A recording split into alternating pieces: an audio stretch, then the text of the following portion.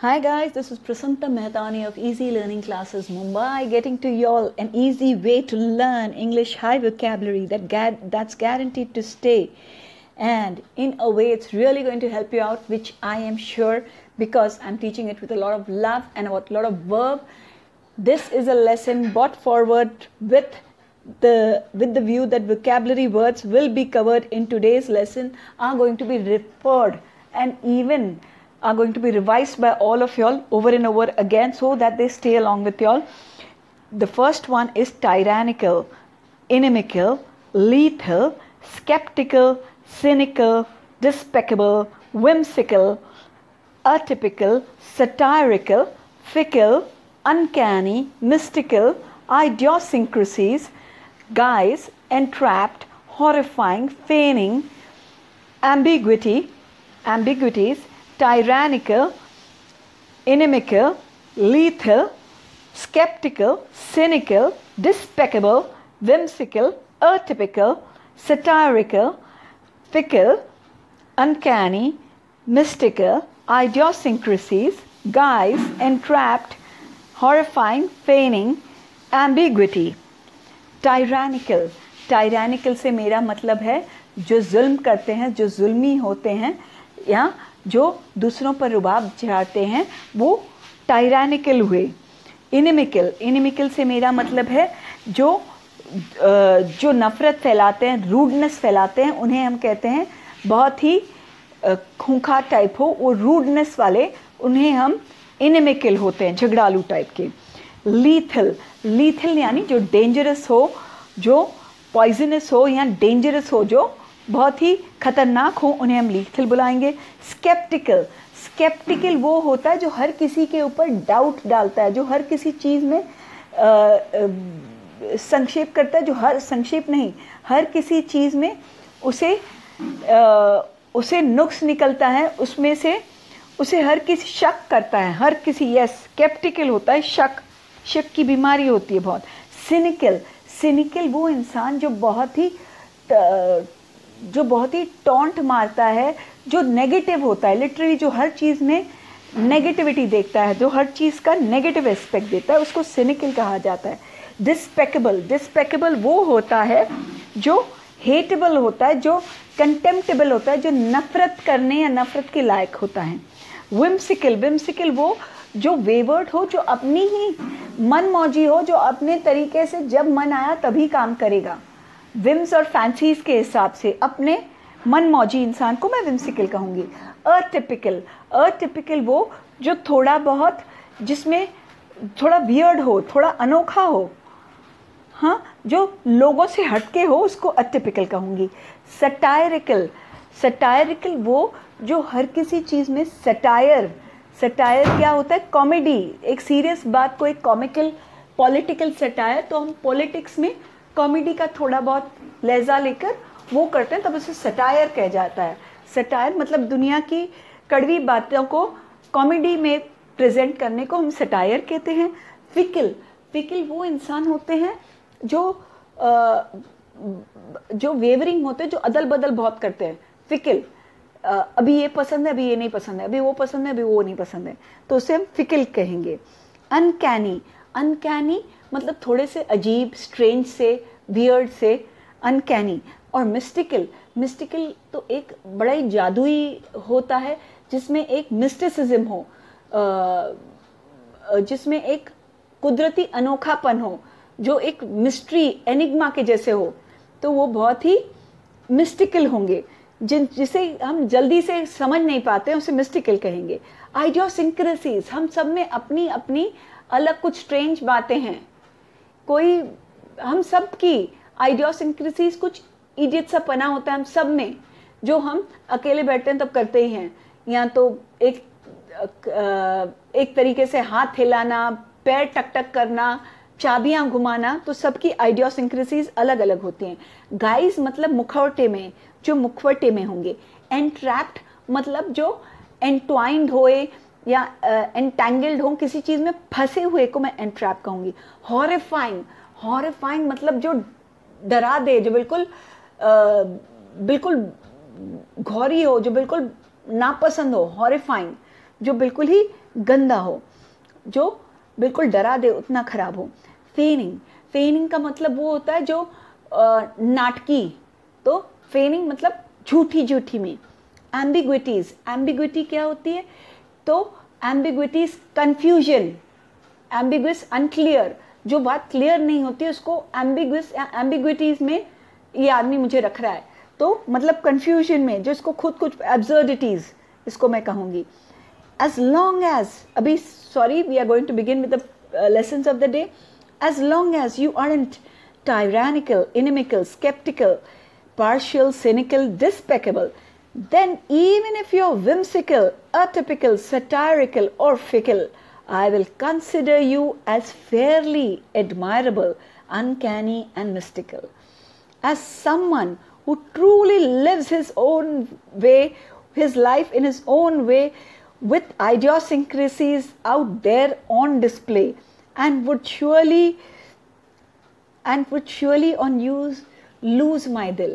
So as long as you aren't tyrannical, inimical, skeptical, partial, cynical, despicable, then even if you are whimsical, atypical, satirical, or fickle, I will consider you as fairly admirable, uncanny, although a little mystical, and as someone who truly lives his own life, his own way, with idiosyncrasies that are out there on display, and would surely on you lose my dil.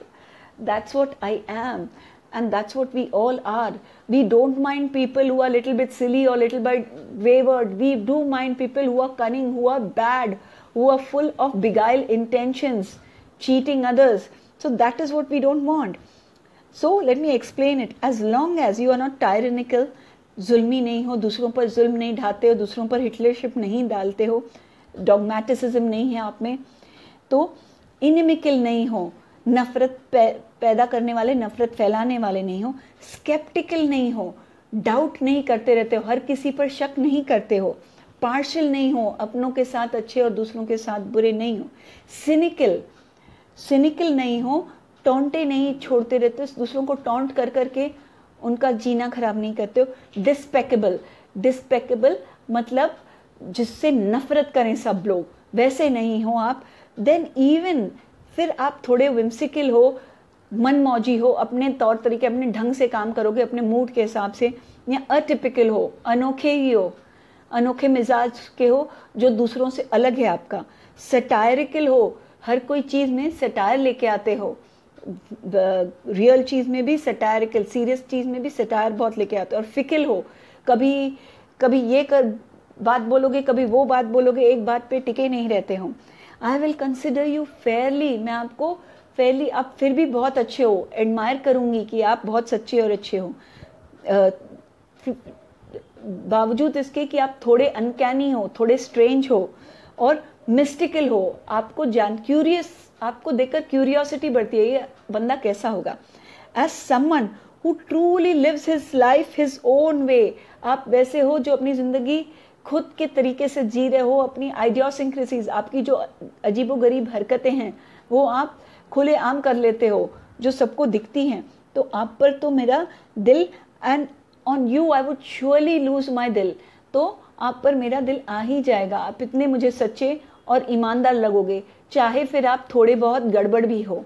तो that's what is the meaning of this so big a phrase with all these words, and these things go on coming in my mind one after the other, so I go on displaying. I know grammatical errors are there here and there while writing or while typing. I do make these errors because my speaking speed is far more faster than my writing speed, and I have a problem with writing. I take very long to write this phrase, almost 40 minutes. My typing is so slow. Thought for the day. Under the guise of being shy, never be sly or wry, for no matter how hard you try, you will be caught and entrapped in your own lie. However, the horrifying price of your deceit will have to be paid by someone who is really timid and docile enough to even defy. Remember that then, how much ever you wail and cry, your feigning ambiguities not even the Lord will buy. So, thought for the day again. Under the guise of being shy, never be sly or wry, For no matter how hard you try, you will be caught and entrapped in your own lie. However, the horrifying price of your deceit will have to be paid by someone who is really timid and docile enough to even defy. Remember that then, how much ever you wail and cry, your feigning ambiguities not even the Lord will buy. So thought for the day ऐसे ही मेरे दिमाग में आया, under the guys, आप एक नकाबपोश इंसान के ज़रिए आप शाय कौन होता है? जो आदमी बहुत घबरा जाता है, दूसरों के आगे आता नहीं है, भाई मैं बहुत शाय हूँ, किसी से ज़्यादा बोलता चालता नहीं हूँ. नेवर बी स्लाई और राय. देखिए, शाय हो जाना क्योंकि मैं कुछ छुपाना चाहता हूँ वो दूसरी बात है. स्लाई मतलब जो इंसान सीक्रेटिव हो, बहुत स्लाई हो, कनिंग टाइप हो. और राय वह भी इंसान जो बहुत ही टेढ़ा हो. तो वो सीक्रेटिव और स्लाई दूसरों को नुकसान पहुंचाने वाला, राय जो कनिंगनेस करने वाला. For no matter how hard you try, आप कितनी भी कोशिशें कर लेंगे, आप आखिर में पकड़े जाओगे. You will be caught. और उसमें आप बिल्कुल पकड़कर आपको बिल्कुल उसमें आप उस गुत्थी में आप फंस भी जाओगे, इंट्रैप हो जाओगे, उसमें आप फंस जाओगे. किसमें? अपने ही झूठ के उस माया जाल में.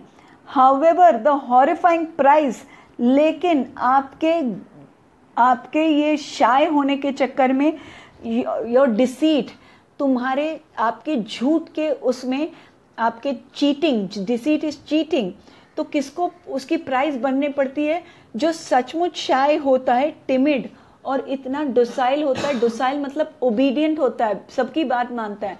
उसको लोग समझते हैं कि ये झूठा है, झूठ मूठ में ये सब कर रहा है. और वो तो बेचारा इतना शाय है कि अपने आप को डिफाई भी नहीं कर सकता है, अपने आप को enough to even deny, sorry defy नहीं होना चाहिए, इवन डिनाई, कि वो दूसरों के सामने अपने आप को बचा भी नहीं सकता है. रिमेंबर दैट, आप याद रखिए.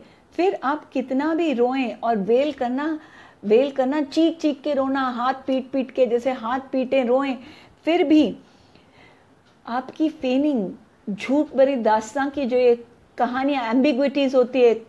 जो इंसान झूठ बोलता है वो ज़्यादा करके एक बात पे नहीं टिकता है, बहुत ऑब्सक्योर होता है, बहुत अनक्लियर होता है. वो भगवान भी नहीं स्वीकारेंगे आपके झूठ को. तो आप अगर नहीं हो शाय, नहीं हो बिल्कुल चुपचाप, तो झूठी मूठी में चुपचाप और शाय होने का नाटक मत कीजिए. क्योंकि जो असली में होते हैं, बहुत शाय होते हैं, बहुत डरे से होते हैं, उनको नुकसान, उनको क्षति पहुंचेगी तो भगवान आपको माफ नहीं करेंगे. यही है इस थॉट प्रोसेस का पूरा वो सार. See, I try my best to interpret and even to translate word by word. I know there must be follies, there must be I am flawed. It's no way that I'm infallible, but please forgive me. My errors may be minuscule, but I expect a lot of forgiveness, a lot of forgiveness, as well as a lot of acceptance, and even comment. And I would really like to say, it is your goodness or your gratifying nature which sees goodness in a person and a neophyte like me also. So I come forward and I place these lessons with a lot of fear that maybe today I'll not be accepted, but each time you all leave me flabbergasted by giving me so much response, reviews, and even rate me in such a good way that I am saluting to your goodness this time, your goodness, your greatness, and even Unacademies for promoting me. Thank you guys. Stay glued. I'll be back with another series. Thanks.